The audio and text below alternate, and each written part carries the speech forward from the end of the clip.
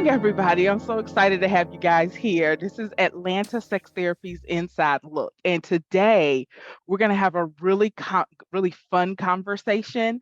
And we're going to go kind of even deeper inside behind the veil of what are hard topics that are even hard for therapists to talk about with our clients and how we as therapists work through those and what's the importance of us as therapists being able to talk about those really hard topics with that.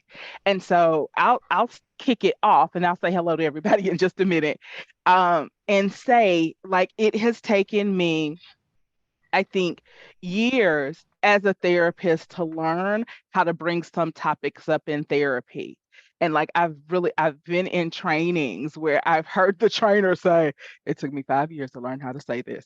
And it was just like one line with that, how to say it and say it well and say it in a way in which a client can walk away with either a new epiphany or a new understanding, where they can like actually make a paradigm shift in their life and start to live differently. So that's what we're going to talk about today, hard topics that even therapists struggle with, and the benefit of us doing that, why we train like we train so that we can do that. um yeah, that's it. All right, so good morning, everybody. Sorry. Morning. Choking on my own saliva. I hate when that happens. All right. We'll go according to my screen. So Jessica Renard, how you doing? I'm good. I'm excited to be here. I know I've missed the last few.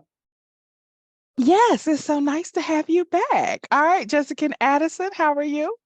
I'm well. How are you? Good. All right. And Joe, how are you today? Doing great. Thank you. All right. And Sherry, how are you today? Doing good. That's good. I will kick it off. A hard topic that I was in supervision, and for those of you guys who don't know, once we graduate with our master's degree, then we kind of do an apprenticeship under a supervisor to really help us hone our skill, hone our craft of being a therapist. And most of us like will stay in supervision for the rest of our lives because this is a skill that I don't think you can hone it and craft it enough. Like you just get better and better and better and better. And so about midway, I think through my career, I had a supervisor who really challenged me to start talking to couples about financial dynamics and how hard that was at first. And she was like, but finances impact a couple. Some couples are only together because of the financial impact, like I hate you, but we are tied together financially. And that may be neither one of us be able to afford housing by ourselves. I mean, that's a real thing, especially in the Atlanta, Georgia area. Housing prices have skyrocketed over the last 3 years, I believe. um or it could be like our kids are in this private school in this area or this school in this area, and if we have to sell this house, we would have to be relegated to two smaller houses not in this area. And so really helping couples have those frank financial conversations is something that I've had to learn to do, like ask, what are the numbers, what are the numbers. When you have two people who are both making $100,000, that's very different than when you have one person who's making $200,000 and another person who's making $20,000. Like that's a dynamic that we really have to be aware of in a couple because it impacts the couple, it impacts how they interact, and impacts how they make decisions. And so, I've had to train around that and become comfortable with just talking about finances impact. And I think in general in America, we don't want money to have anything to do with love. We don't. And yet, there's also like a saying behind the scenes, like, no romance without finance. And so we're doing this kind of dance of whether it's taboo or not taboo. We talk about finances, we don't talk about finances and how they impact relationships. So that's my thing. Jessica, for you, what do you think the hard thing for you has talking to couples and the benefit of doing it and all of that? I'm assuming you're going to mean me. Yes, Renard, I'm sorry. That's okay. Yes, you can't feel me Um, looking at you. I know, right? So yeah, I think I mean, we talked yesterday about a client that I have that they keep bringing up finances, like they're struggling with finances, but then I expressed some confusion. I was like, I'm fairly positive they each have good jobs, so like I don't know Mm-hmm. what's going on with finances, and you very much encouraged me, like, we got to talk about it. Yeah. And I think also as like a new therapist, coming in and figuring out the rationale or the dynamic between somebody is paying for my time and how I feel about that, like that is also a Yeah. money dynamic that can be very challenging of, Mm-hmm. am I worth what I am charging? And like that almost imposter syndrome. And then understanding that as you get degrees and as you get licensed, like that goes up for Mm-hmm. livelihood and being able to, how do you feel about that? And like there's going to be some growth and um situating how that feels in relation to how your skills are and how you feel in a session. So yeah, Yeah. I think money is a huge thing that impacts in a lot of different ways. Oh, wow. Thank you. All right, Jessica Addison, topics for you. Things that's been coming up for me is couples who this is their first time being in a long-term relationship with each other. They feel that they have issues and the other person has issues, but one person's taking the blame or I guess the Mm, load of my issues are the reason why we are having so many problems, but not even like thinking they're having issues too, and we're both learning. So we mm-hmm. equally need to have that responsibility. Yeah. Oh, okay. I got to step into my supervisor hat. Put that hat on for a second. Is couples are, whether they look like it or not, whether they present like it or not, they are equally dysfunctional. They Mhm. are. That is how they were able to get together and stay together, like out of all the other people in the world. This is the person who you decided to pair up with and have a really long-term committed relationship.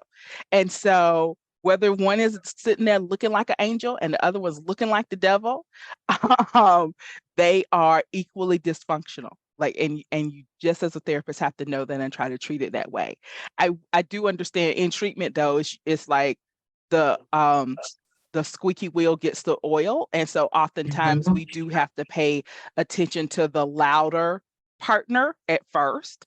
But we as therapists try very hard to make sure that, okay, once we get that louder partner quiet down, we're also focusing on the other partner. Like it takes like that old saying, it takes two to tango. Like it, y'all, Mhm. it is it's my especially my marriage and family therapy trained people know that a relationship is a system. It is a system, it is a dynamic, and both people are contributing to it. Because usually any person can decide to do something different and it changes the dynamic. So just in an argument, as opposed to bucking at them because they bucked at you, if you just start saying, hey, that really hurt my feelings and I need to take a break from this argument, that is going to Mhm. change it. Because it's hard to keep fussing at somebody when they've just kind of backed down and requested a timeout, like tapped out almost. And so all of that to say, being conscious of those dynamics as therapists is something we try very, very hard to do. And anybody who's listening out here and thinking, it's all my partner, they're the crazy one. I'm so sorry. That is not true. Like, I hate to tell you that's not true. All right, Joe, what do you have to add to the conversation? I'm off of mute. Good Okay. morning again. Good morning. Hi. I always see two different things more from this perspective and when people call in. And sometimes it doesn't always boil down to finances. They're just trying to get to the nitty gritty. If you put all that aside and just say step away from that, Mm-hmm. it's two people in a relationship, like stepped away on an island, and none of those Mm-hmm. finances matter. What is the meat and the heart of the relationship? So Yeah. that's what I've heard everybody trying to get back to in, them calling. Yeah. Oh, that's really good. All right, Sherry, and for you, what topics are hard to talk about? Pink. Okay, say more. When I was in school, right, I was like, I got this in the bag. Every time I would say, it's nothing, it's nothing. you know, because I'm a Bowen therapist, so that's based off being able to separate yourself from others and your emotions not tied into others. So I'm like, hey, I've done this, I'm good. It's good. People can be who they want to be. But see, then it's the tricky side to that. I like to go into the past. So because I like to go into the past and figure out, okay, this is who I'm seeing when it comes to kink, right? I'm always trying to make it dysfunctional instead of making it out of a choice of freedom thing, right?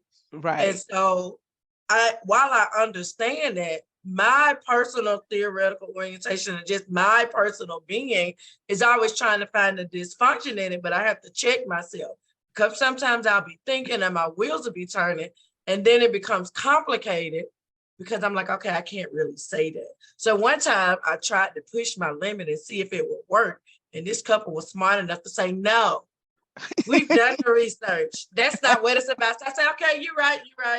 I just thought I would try to throw something in there just to see. And the hardest one is, I had to write it down so I wouldn't get it.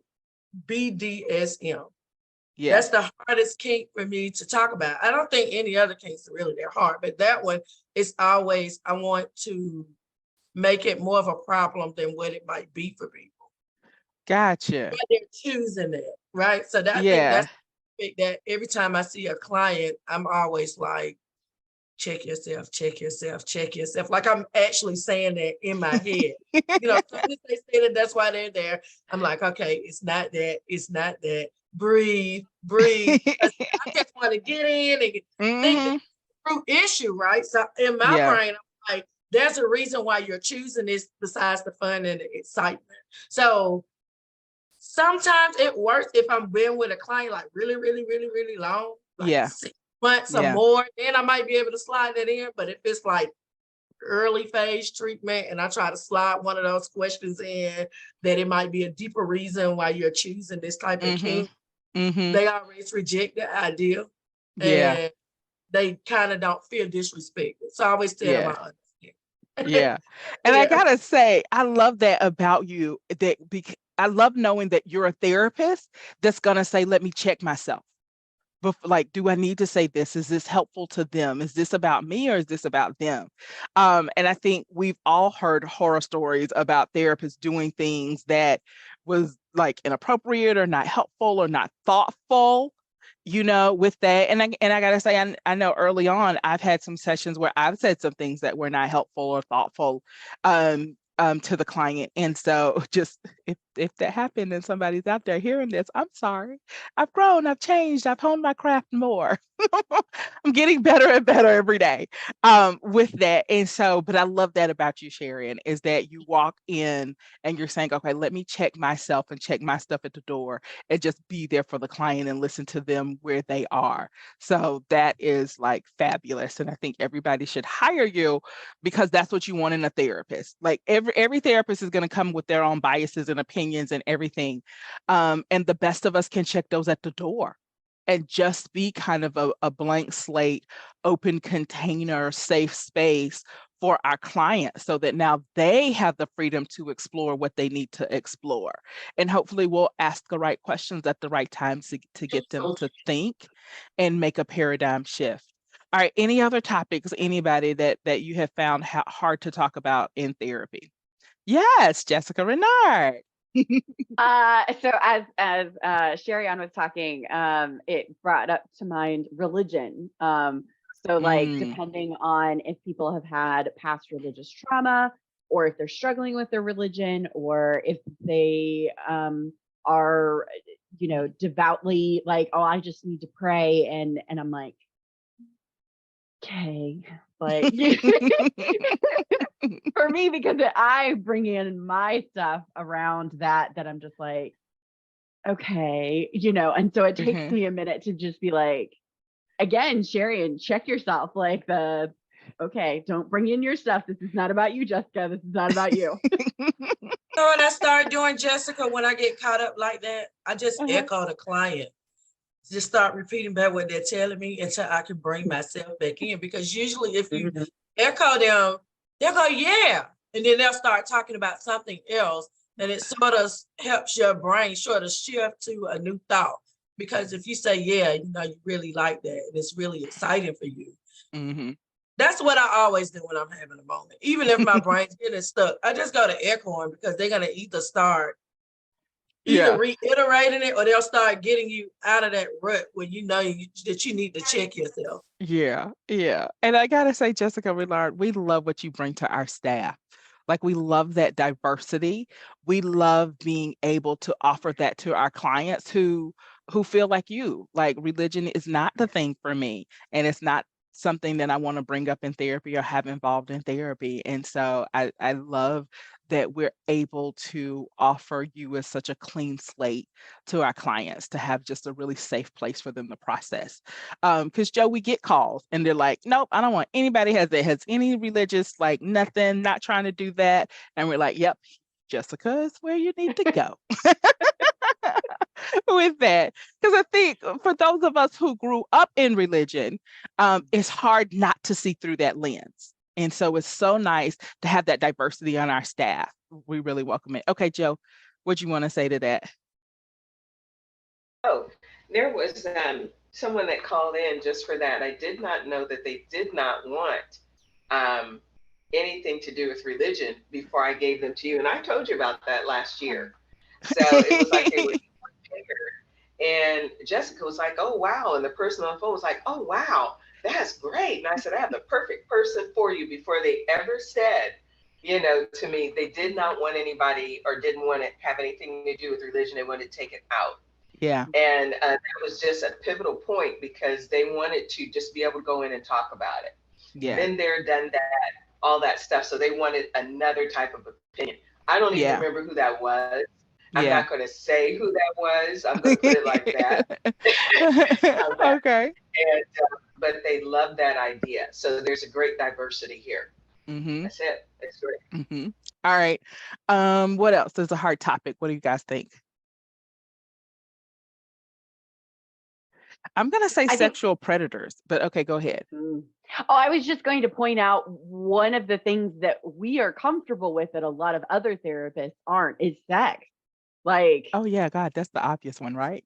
right, right. You know, and so it's one of those things of being able to like ask, like, what position are you in? What, you know, like, where are Yeah. your hands? Mm-hmm. What are your bodies doing? You know, getting into the nitty gritty details of it, Mm-hmm. where a lot of therapists are going to be like, oh, sex problem. And we're going to skip right over that and be like, so tell me about, you know.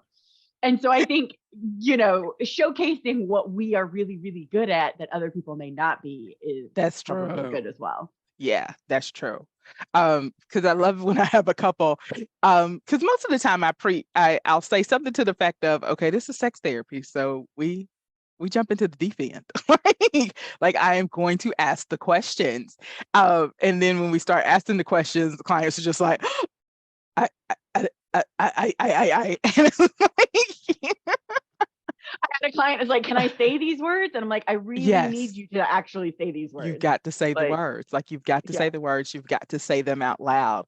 Um, Mhm. and I think one of the reasons that for me personally, that we make our clients say the words and say them out loud is so that the therapy session is practice, so that you can then, in your romantic relationship, say the words and say it out loud and have conversations. And so we would like for sex not to be just this thing that happens magically in the dark. But it can be an activity that we talk about so that we can make it better and better and better and better. And so it we still have people who are saying things like, well, my partner should just know. What should they know? That well, they should just know about it. I can't even get you to explain to me what you think they should know. How in the world should they be able to know it with that? Well, I just want it to be better. What do you want to be better? Well, everything. Like, okay, well, I see why your partner doesn't understand with that. And so you got to say the words. Like, what are the words that you're trying to say? You know, and so half our work is sometimes just helping our clients define the problem with that, you know, because, well, I'm wanting it to be better. What to be better? It. That thing that happens in the middle of the night. Okay, what is happening? And so I think so many people, even though we feel like there's a lot of sex on TV, and of course there's a lot of porn online, the actual ability to have a conversation about what our bodies do when they come together to give each other pleasure is not something we like practice in with that. We flirt, a lot of people are good at flirting, but having a real conversation about this is what works for me, what will work for you, with is just still hard. There's actually an author he's the author of the book Sheet Music, his Dr. David Lehman. And Dr. Lehman says that only about 10% of couples can really have good conversations around sex with that. Yeah. So, okay, excellent job, Jessica Renard. All right, what else, ladies? But just kind of to piggyback on that, it was kind of funny. Sometimes, I hear everything that comes in, and there was someone that called in, and he kept saying, "Oh, I'm sorry." He said, excuse me," and he kept saying this word. He kept saying the word, and I'm like, "Look, just go ahead and tell me what it is you're talking about. I've heard it all before. Just go ahead and say it." And he started laughing. He was like, it was almost like he was trying to position me and prepare me as if I had been in a box before and never heard the word. And Right. I'm, pulling it out. What is Yeah. it? What is it? Yeah. Why? Yeah. You know.